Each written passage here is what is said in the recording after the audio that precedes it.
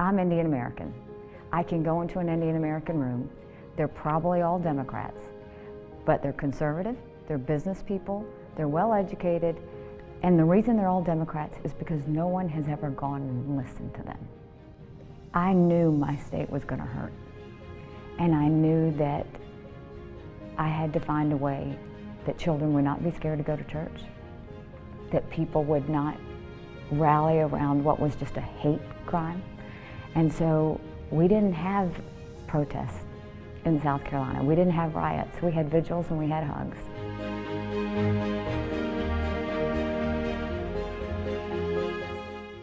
Governor Haley, in your second and final term as governor, you must have some times when you reflect on your experience.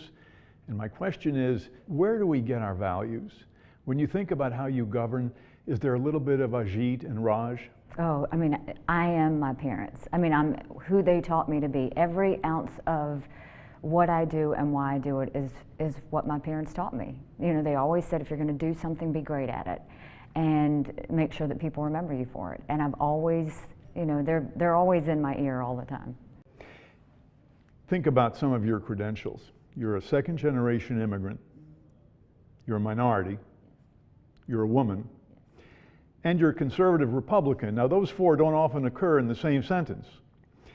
America has to learn how to become an inclusive meritocracy. How are we going to do that, and how are Republicans going to do that? So I think two things. First of all, we need to see more women.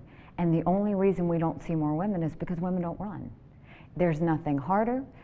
We're actually very good at it because we know how to balance, we know how to prioritize, and we believe that whatever you do, you have to do it right. And so I think women make fantastic elected officials because they do know how that balance is. From the Republican standpoint, we have to go places we've never gone before. We can't just sit in GOP circles. We need to go to, whether it's colleges, whether it's different groups of people, we have to go where they go. And we don't tell them, you should be Republican. We listen to them. And when we listen to them, we tell them what we think, and we always find out we have more in common than not. And that's the goal of what the Republican Party has to start doing from this day forward is, you know, I'm Indian American. I can go into an Indian American room. They're probably all Democrats, but they're conservative, they're business people, they're well educated, and the reason they're all Democrats is because no one has ever gone and listened to them. And if you just listen, then they suddenly realize that you have a lot in common. FDR referred to the great unwashed as forgotten Americans, the forgotten man. Did we forget, and did the media, and why? You know, people in general are busy. They don't always have time to watch the news. They don't always catch up on everything that's going on every day like politicos do.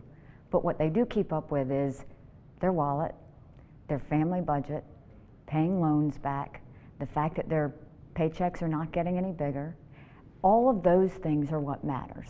So if you look at that person who doesn't have time to even care about the news, that's the person we need to be talking to. Those are the people that we need to be listening to, and that's everyday people. And what you saw was everyday people were tired of the talk, they wanted the action. And now that this is what I think that election meant.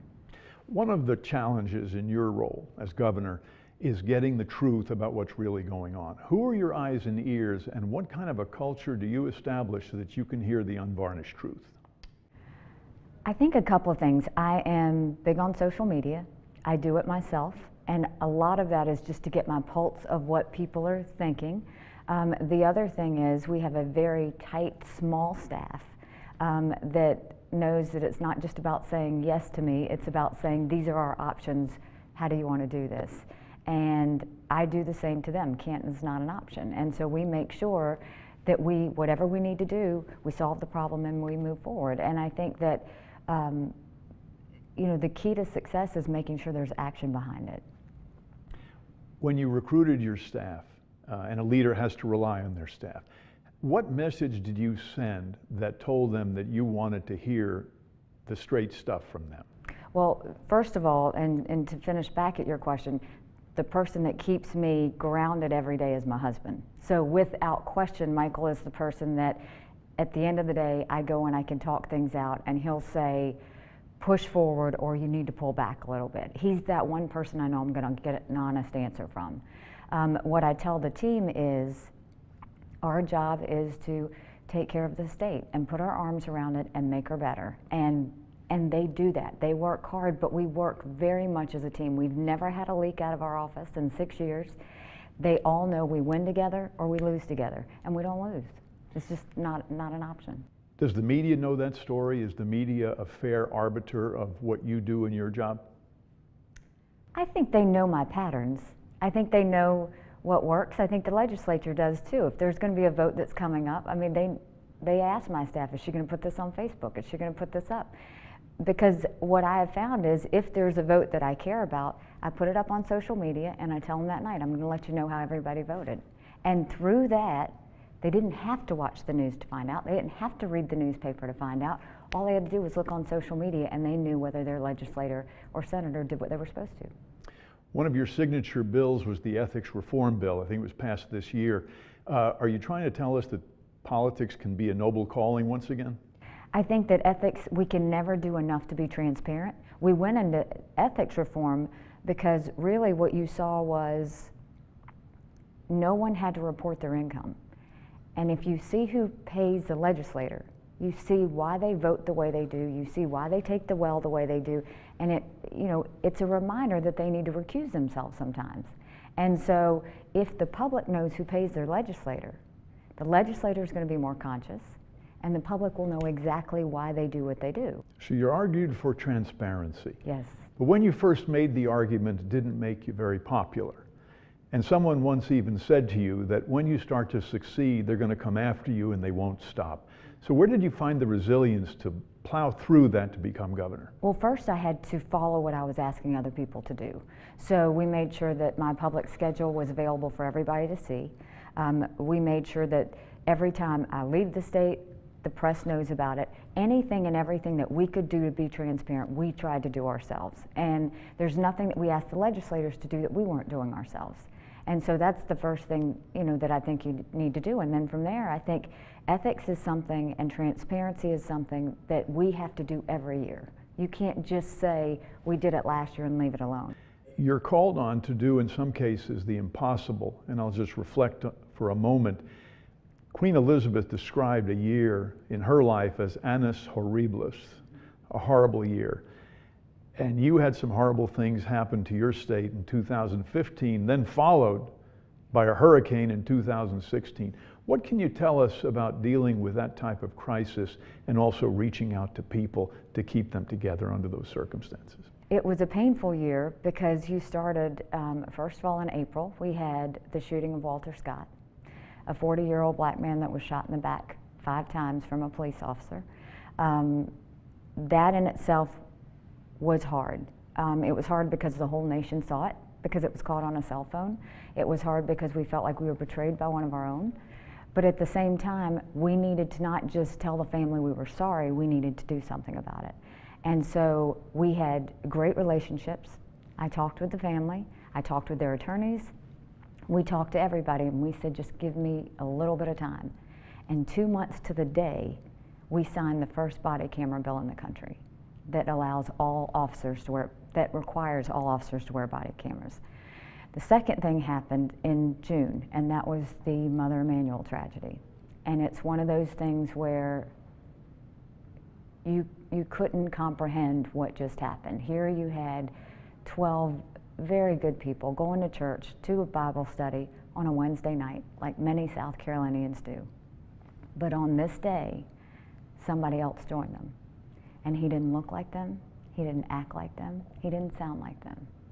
And instead of calling the police or throwing him out, they sat him down and they prayed with him for an hour. 9 of those people were murdered that day. 3 have to live with the memory of that tragedy. I knew my state was going to hurt. And I knew that I had to find a way that children would not be scared to go to church, that people would not rally around what was just a hate crime. And so we didn't have protests. in South Carolina. We didn't have riots. We had vigils and we had hugs. And we reminded everybody that the best way to get through this is to take care of each other. And that's South Carolinians at their core. They all lifted up. They all did what they needed to protect each other. And then we had the 1,000-year flood. And that was in October, and that's when I asked God to move on in terms of tragedies. But in the 1,000-year flood, I mean, if you can imagine 24 inches in 24 hours, it was literally waking up to a state underwater. The entire state was underwater. And all I kept thinking was, how many did we lose? And so you look at that, and it's a time where you have to make things happen, and you have to respond to them in a way that is calm, but is immediately taking action so that they feel like they're going to be okay. Does a time like that bring home the definitional difference between being a politician and governing? I mean, during those times, I was a mom, I was a daughter, I was a sister. All I wanted was to protect the people of South Carolina the best way I could, but being a politician was the furthest thing from my mind. Protecting the people of South Carolina was all I thought about. And yet you had to make a political decision which the rest of the country, or most of the rest of the country, might not understand. And it had to do with the fact that the Confederate flag became a symbol at that time. The day the shooting happened, I didn't sleep for 48 hours. We were trying to be with the families, trying to take care of the media, get everybody to not come into the state and tell us what to do, but to just handle the state. And then my husband had been gone on military duty for 2 weeks. And I texted him and I said, I need to talk to you. And when he got home, I knew what I thought needed to be done. I needed to make sure I was thinking straight. And he said, you absolutely are right. You should ask for it to come down. I knew it was going to be harsh. I knew it was going to be brutal. And I knew that people weren't going to understand where I was coming from. But when that murderer held up that Confederate flag, he hijacked it from them. And he turned it into a hate symbol. And we could not have a hate symbol on the grounds of the State House. And so we asked for the removal of the flag. And from there, we had a debate. I asked the legislature to come back for that special reason, just to take that vote so that we didn't wait until January. It was in June at that time. And you know, the legislature moved forward. And now that Confederate flag is in a museum where it belongs. Do you think that was an act of healing, as it turned out? I hope so.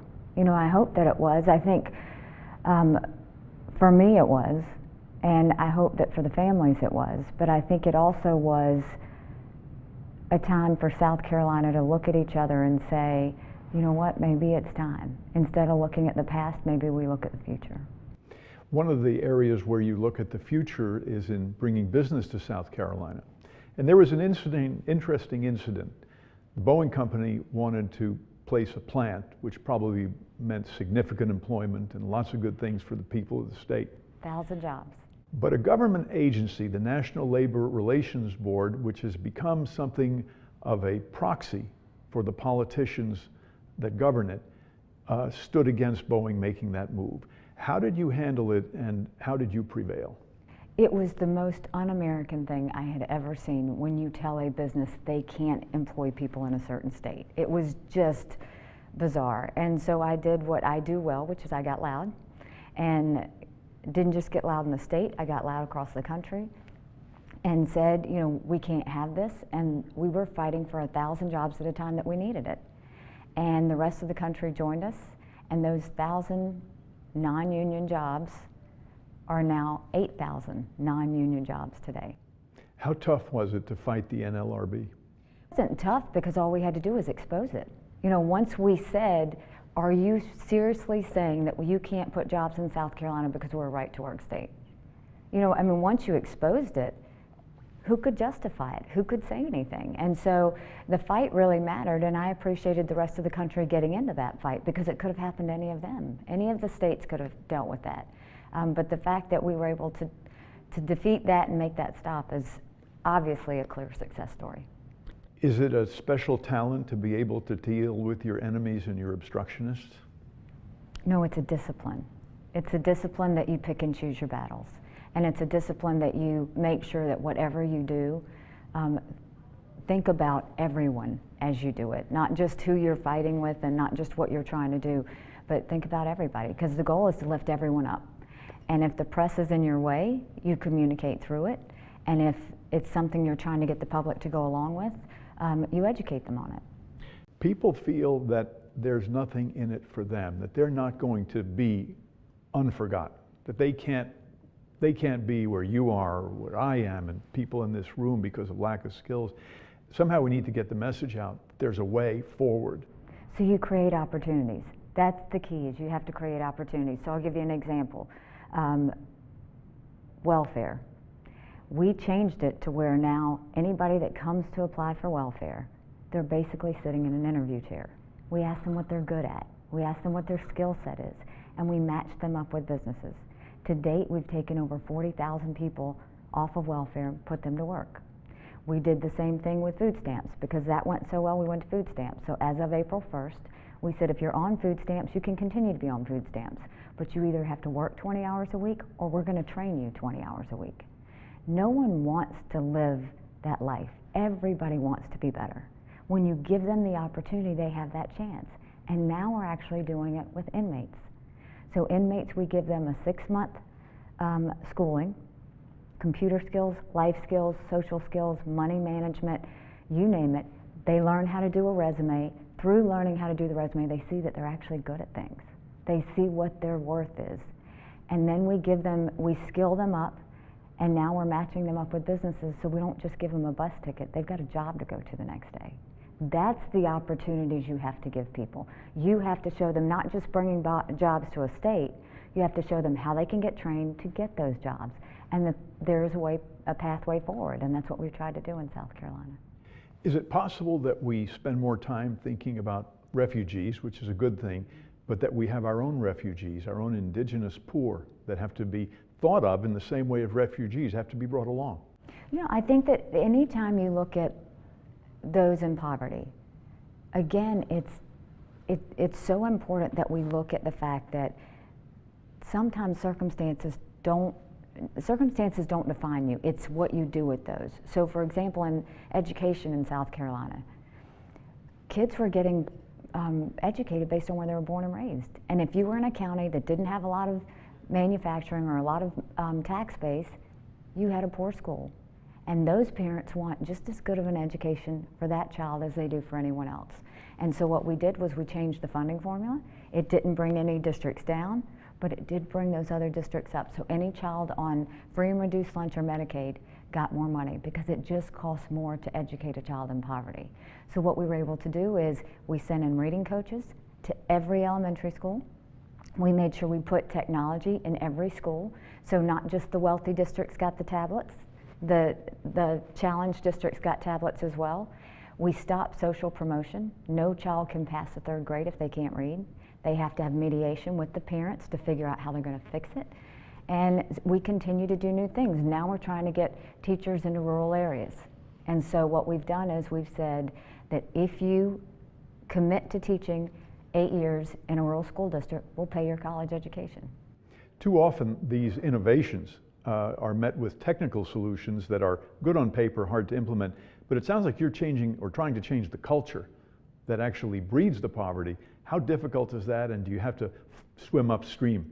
It's very difficult because I think people like to think a law can fix things, and that's not the case. You have to look at the culture, and you have to look at why people are in the situations they are and what you're going to do to get them out of it. And so changing that culture is just nothing more than educating them.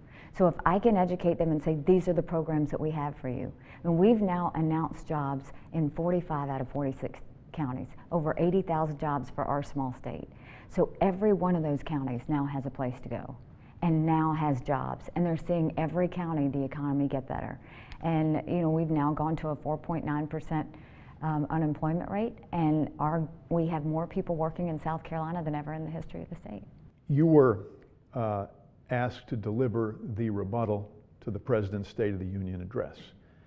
You knew you were going to be in the national spotlight in a way that perhaps even at your level you hadn't been before. How difficult was that, and how did you prepare for it? Well, at first I said no. You know, I mean, when I got the call from Senator McConnell as well as Speaker Ryan,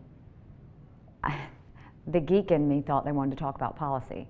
So I was expecting a policy conversation, and then they said, we'd like for you to give the rebuttal. And I said, okay, I need the weekend to think about it. Well, I immediately talked to my team, and I said, there's no way I'm doing that speech because you can't win. You can't compete with the president, and you can't win. Well, through talking to them over the weekend, I said, okay, the only way I'll do that speech is if, one, it's not a response to the president, it's just a speech. And two, I want to be able to say what I want to say. And both Speaker Ryan and Senator McConnell were very good about that. They allowed me to write it myself, and they allowed me to give it. And you know, there were certain things they probably didn't like in it, but you know, respectfully, they were very good about it. And so I was able to do that. So I never saw it as a response because I never wanted it to be that way. What I saw was my chance to talk to the country. And what I saw was my chance to talk to my fellow Republicans and say, you know what, it's time to look in the mirror. We can't keep blaming everything on the Democrats. If you were to give some advice, I'm thinking people that'll be watching this video, young women, students at Thunderbird, Arizona State University. When you think about these young students who are thinking about leadership roles, what advice do you have for them, particularly for women, but not just women? What advice do you have for them about the unexpected challenges that they're likely to meet? Push through the fear. Push through the fear, because we all have that voice that says, maybe I shouldn't. Women especially second guess themselves a lot. Push through the fear, because when you do, you will find out you're so much stronger on the other side.